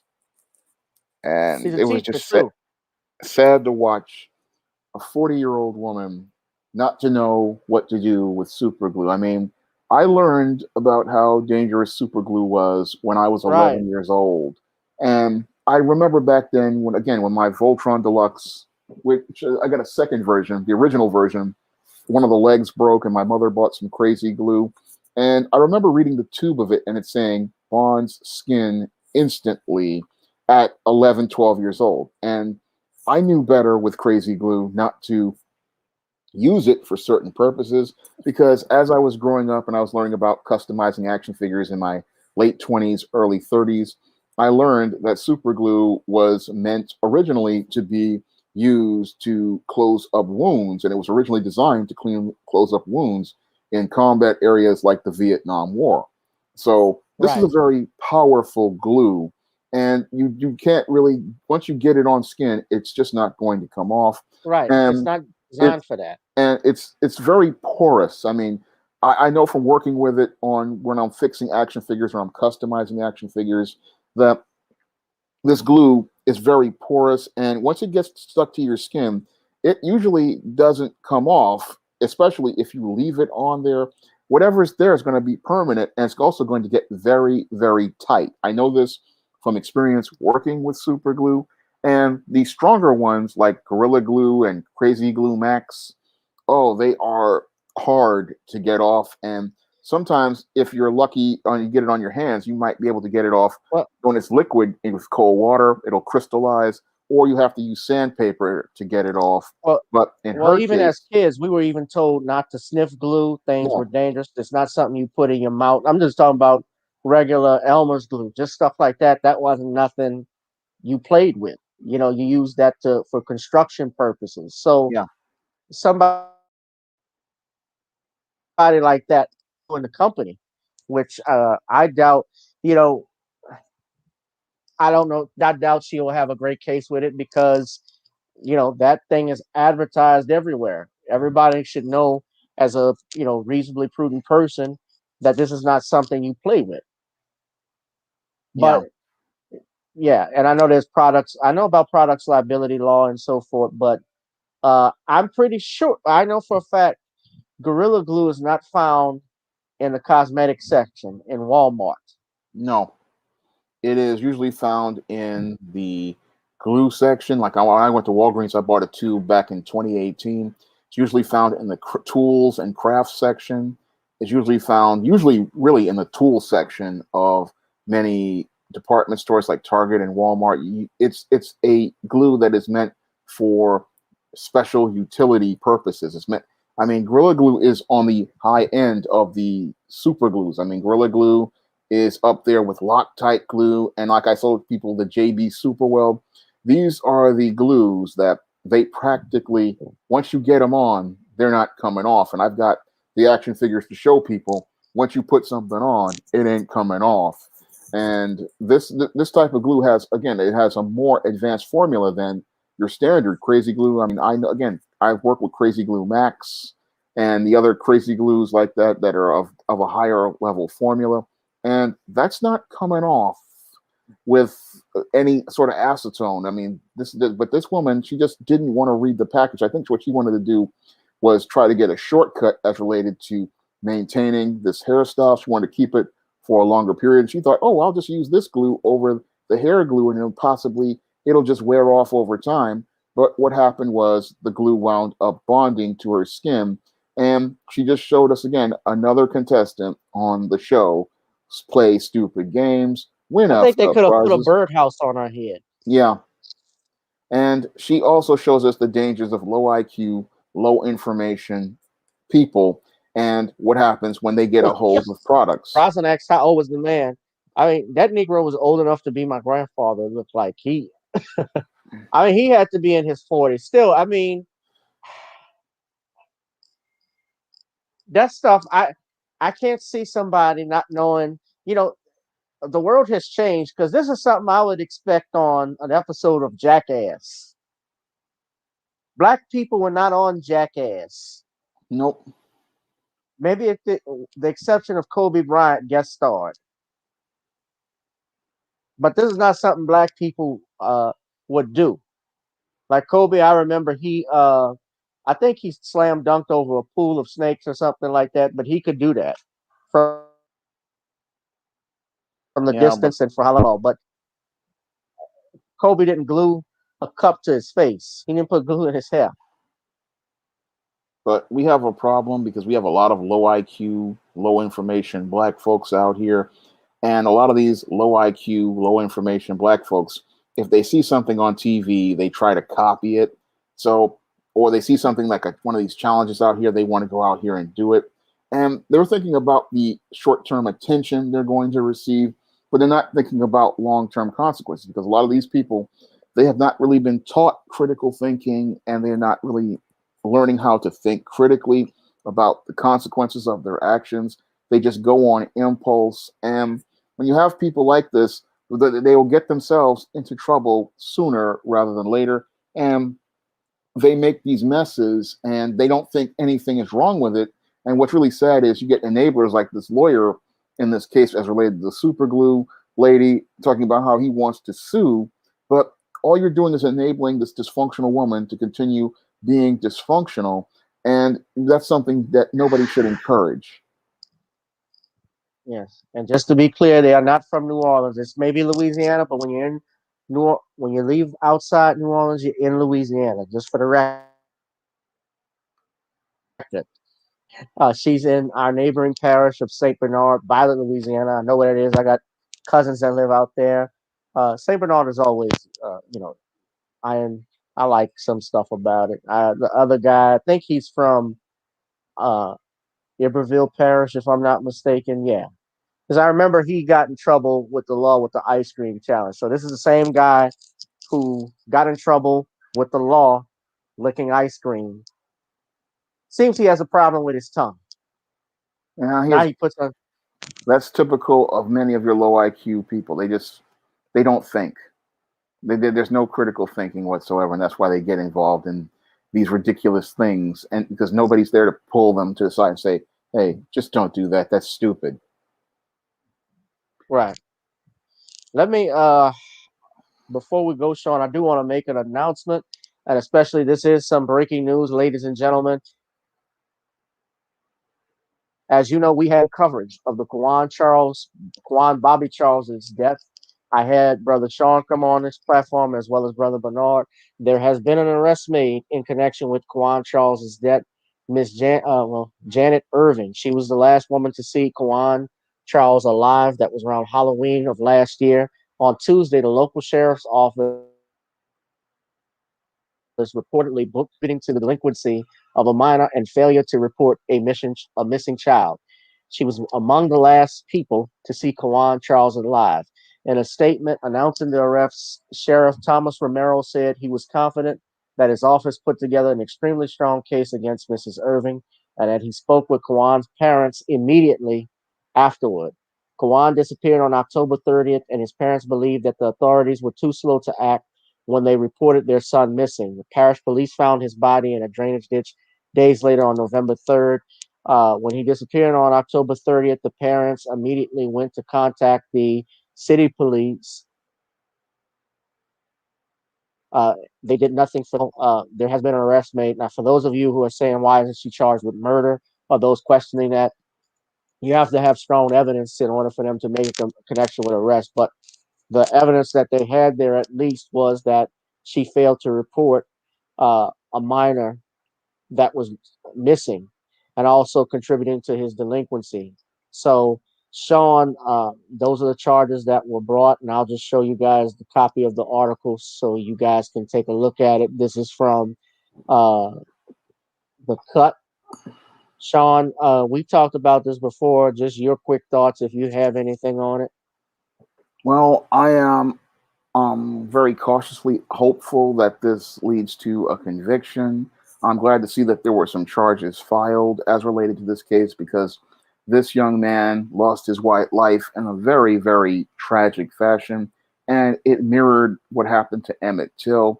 And I'm hoping that this leads to a conviction if this woman is proven to have murdered this boy or had some connection to the murder of this boy, because when I look at this case, this was a young child who lost their life, and we really need to see some justice meted out as related to this young boy. I mean, this 14-year-old boy, he lost his life as a result of this. I mean, I know he was wrong for leaving his parents home without their permission, but he didn't need to lose his life as related to it. And if these people did have some connection to this, I'm hoping that this leads to this, the first step towards him getting justice and this person being punished, because what happened to him after seeing those pictures of his body, that was just horrific. And Right. somebody needs to be punished for this and held accountable for the murder of this young boy. Yeah. Well, I had his family attorney, Ron Haley. Shout out to Ron. Get well soon. Uh, Ron came onto our platform back when this stuff broke out. He said he's willing to come on again, so I love to have him come on. I was trying to get him to come on today, but I know he's not doing too great. But we talked about it a little bit, most definitely, and we try to keep bringing these stories to light because it says a lot about us in our country where we're at right now, that we have not overcome as we would like to think we have. And most definitely, I'm praying and hoping that we get to the truth about what happened to this kid. I'm not going to call him a young man. This was a kid. He was 15 years old. You know, as a young boy, he had his future ahead of him. And I know that his family have got to be reeling over something like this. So most definitely, this is interesting news. We're going to stay with it as more details to come. I'm sure it's not over with yet. Uh, in the meantime, I think there was something else I had wanted to ask you, Sean. Uh, it escapes me right now. I do want to. Well, I do have one thing to ask you about this situation because I saw part of it. I haven't watched your whole video with Halle Berry, but I did see. I think your initial video where it was announced that she broke up with her man, or he broke up with her, and then she tried to defend herself, like from everybody who's saying how she can't keep a man. Well, it's because I don't want one, or something along those lines. Like I don't need one. I don't get why do you think so many sisters like, I shouldn't say all sisters, and I'm not saying that, but there's so many out there that like to defend her and defend stuff like that. You think it's just a unity thing with sisters, or with black with women, or do you feel it's just they idolize and look up to her because they want to be her?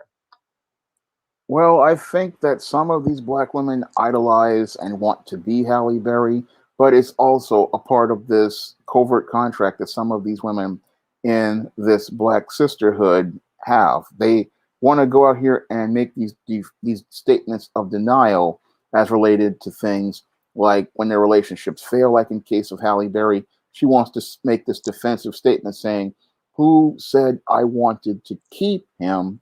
But if the big problem is you've had 4 or 5 failed relationships, then there's clearly not a problem with the men, because many of the men have gone on to marry other women and start families. And your Halle Berry still, at 54 years old, is still single. And when I hear women make these statements like this, again, it's a statement of defense too, because they don't want to acknowledge themselves being wrong. So they'll go out here and say, "Oh, who said I wanted to keep him?" But in actuality, if you're a part of a relationship, the man has the choice of whether he wants to choose to be with you. And if you prove to be a difficult woman, then a man can choose not to further engage with the relationship, and he can choose not to offer his hand in marriage and build a relationship with you. So your Halle Berry, she's caught up in this whole feminist notion that the woman can sit there and say, "I didn't want to keep this man," but if you can't be able to maintain a relationship with a man it's a bad look for you as a woman, because this shows that you are somebody that men can't really work with, men can't really build with. And this just really shows that she has some serious issues that are unresolved as related to by what I call her daddy issues. And those daddy issues have her sitting there trying to be defensive and thinking that, oh, I don't want to admit where I've done something wrong. But it's clear to me she's made multiple mistakes as related to relationships. And she keeps making the same mistake because she sits there and talks about, excuse me, course correct and respin and start again. But if you keep landing on the spot that makes you lose, then something is going wrong. And it's like Dr. Robert Glover talked about in his No More Mr. Nice Guy book, that if your paradigm isn't working, then there's something that you need to do to fix that. And your Halle Berry doesn't really want to work on that. She keeps trying to do the exact same thing and expect a different result. And in the real world, we call that insanity. But your Halle Berry thinks that she's starting, respinning and starting again, but she's ran out of time. I'm going to go in depth on this in tomorrow night's live stream, where I'm just going to do a whole show on Halle Berry. And your Halle Berry, she doesn't see that she's running out of time. And at 54 years old, people are just getting tired of her. And she's not what she was as she was 25, 30 years ago. I mean, she's not what people would consider a catch anymore. She's not the girl that every guy covets. And she's somebody that is becoming more and more irrelevant because she just goes on the air and just rants and rants and rants, looking for attention on Instagram. And she's becoming more and more irrelevant because we're seeing that as the older she gets, she doesn't change. And we're just seeing a woman who's growing older, but sadly isn't growing up.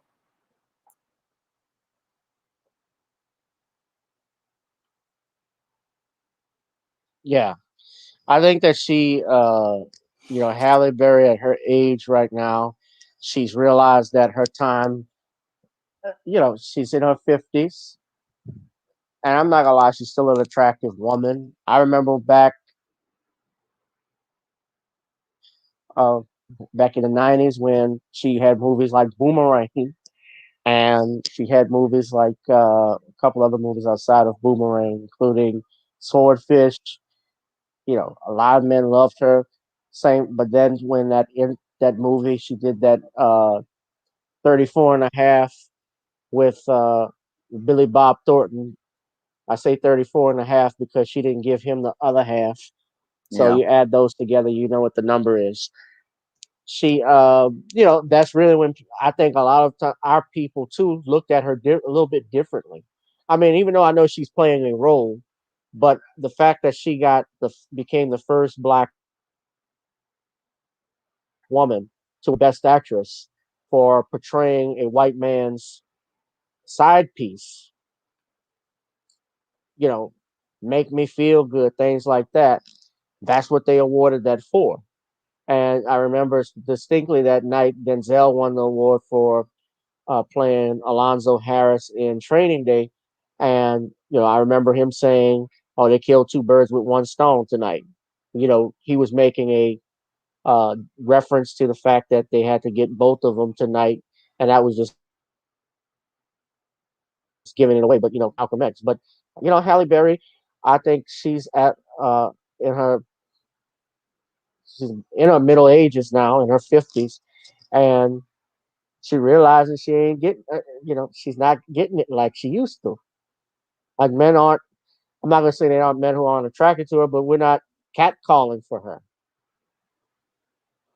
Yeah, men aren't checking for Halle Berry because a lot of the men who were in that generation, a lot of those men are married. A lot of those men have found women who they love. A lot of those Right. men have built families. So they have grown past their adolescent and young adult phase where they would dream about paying attention to a woman like Halle Berry and thinking about how fine she is. And now, after they've gotten older, they're looking at the content of this woman's character and seeing more than her light skin and her bright eyes. And they're seeing a whole dark side to your Halle Berry. So they don't see her the same way they did when they were in their 20s. I remember in my 20s, I used to think that your Halle Berry was a very attractive woman. And I didn't know much about her because all I knew was what these publicists wrote in their copy. But now with this internet age, we're seeing more of these celebrities for who they truly are. And the more we get to know these celebrities for who they truly are, they really show the content of their character. And it's that content of their character that turns people off about them. And most people are really turned off about your Halle Berry because she proves all the points that your Eric Benet has made, your David Justice has made, and even your Gabriel Aubry, the King of Kings, as related to white men, that many of these black women deify and worship, the ultimate goal that some of them have. I mean, even he spoke negatively about your Halle Berry, and all three of them stated that your Halle Berry is a domineering woman. She's a very controlling woman. She's very, very insecure. And Right. these men sit there, and all three See, have a lot said of this. us, Eric Benet too. Like a lot of people thought Eric Benet was the reason why the marriage broke up. Like he was an idiot, but now it's coming out like, wait, all of these other men that are just leaving her right after that, something is wrong, and they all said the same thing. She wasn't shit. Yeah. And this is just, it just shows that the problem was not the men because Eric Benet got married and he's got a family now. David Justice is married. He's had a family for several years. And Gabriel Aubry, he was getting ready to go out here with other women until Halle Berry lost her mind. But he's gone on to have a very productive life. And the same thing with Oliver Martinez, who, once he divorced Halle Berry, he then started going out here and started getting acting jobs. All these people went on with their lives, but your Halle Berry, she's the one who just keeps going around in a circle, but it's everybody else's fault. And it can't be everybody else's fault if you're the one doing the exact same things. I mean, you can't say that the people are crazy when you're the one getting the exact same, doing the exact same things, and it's leading to the same results. And then you want to say, oh, it's their fault I can't keep a man. But the common denominator in all the relationships is Halle Berry. And the reason why she can't keep a relationship is due to all of the numerous issues she has had. And many of them started when she was young, growing up in that single mother household where her parents were divorced. And she has not really worked those things through. And because she hasn't worked those things through, she continues to participate in the same paradigm, which leads to the same failed results. Yeah, I find that she's actually just she might have daddy issues that she hasn't resolved. I celebrities, especially the ones that talk about men so badly, like that clown Jamel Hill, Jamel Mammy Hill. I know she had issues with her dad. Remember she was the one that was sharing that article about black men being terrorists in the black community and things of that nature. So I know that she had her personal relationship issues with him. So I mean, I just see all of that, and people at this point, I don't even worship. People should not be worshiping any celebrities. I think that people look up to celebrities because we dream for that lifestyle that they have, living in Hollywood, having all of this money and attention, and people of the opposite sex claw onto us. But standpoint too, they actually have the biggest insecurities than even the ordinary person. Because when you're in that lifestyle, I think about this, they worry about, can I still stay on top? Do I still have what it takes? Yeah. Picking up steam. So I think that's something that she deals with. Yeah. But when you're in the public, you're a public person, people who talk about you. Yeah. But when it comes down to entertainment, I learned never to think about staying on top because you are going to eventually wind up leaving sooner rather than later. And what's going to happen is that you're going to eventually wind up having a period where your career is going to decline. The average career only lasts about 2 years. So sitting there fearing that it's going to end, you have to understand that the end is going to become inevitable, but you have to have a plan for how you're going to have your career in and how you're going to be able to be able to prosper with that career. That's something any smart actor does. That's like when I was reading that portion of Bruce Campbell's book, If Chins Could Kill, he often talked about not trying to be a star, but making sure that you're continuing to get jobs.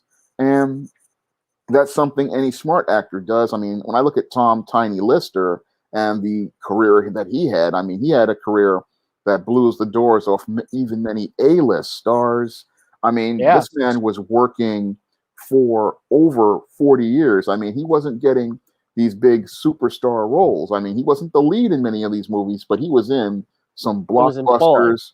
I mean, he had one of the greatest careers over the last 40 years. I mean, he was just had an amazing career.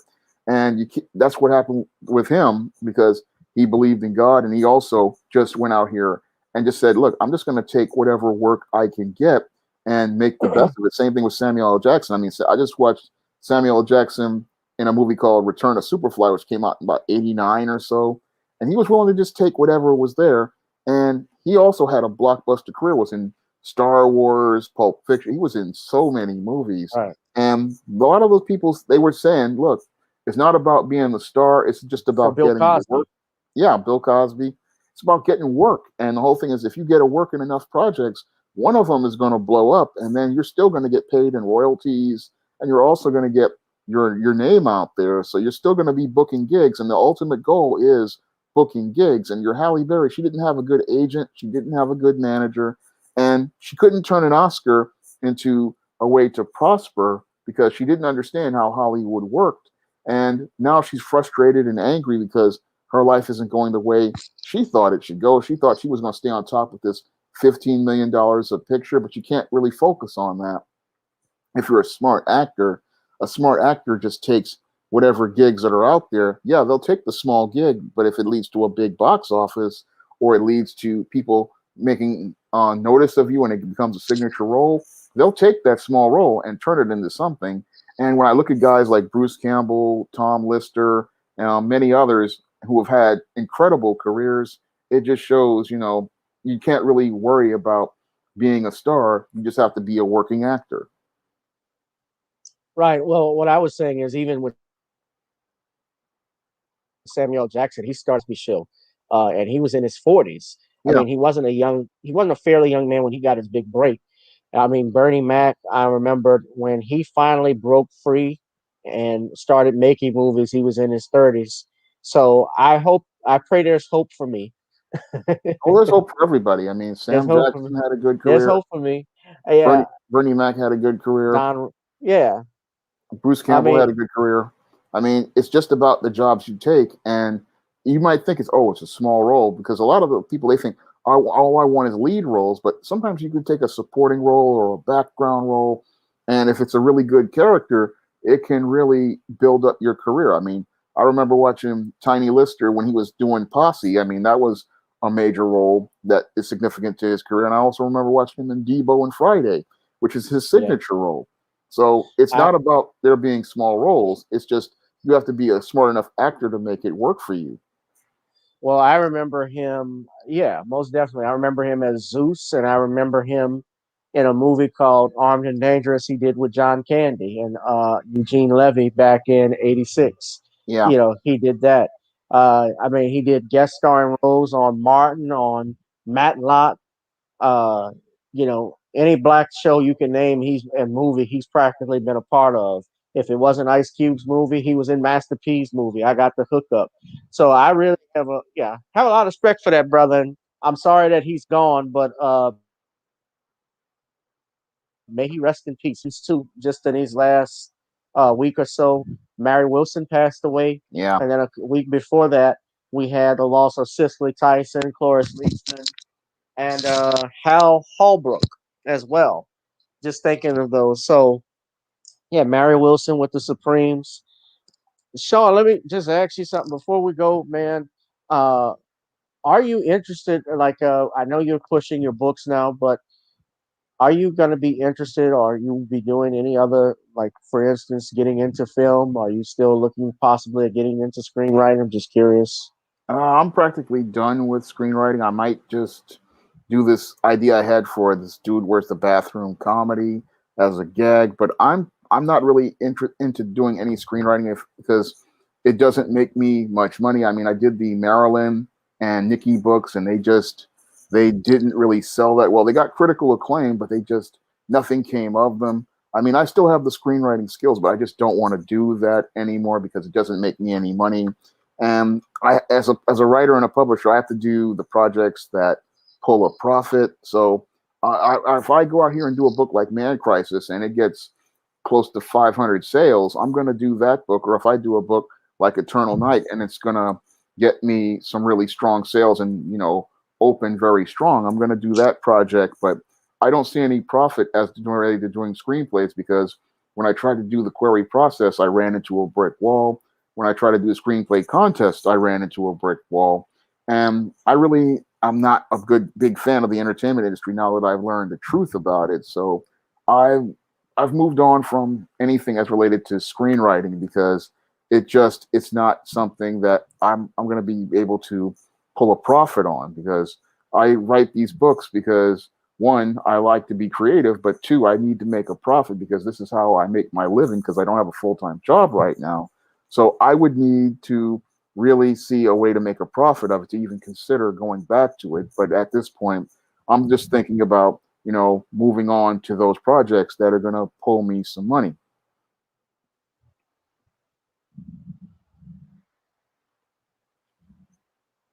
All right, no doubt. Well, Shawn, I appreciate you for coming on, man. Thank you for almost 2 hours. We've gone even further than that, bro. But just to have you come on and talk, brother, it's always a pleasure.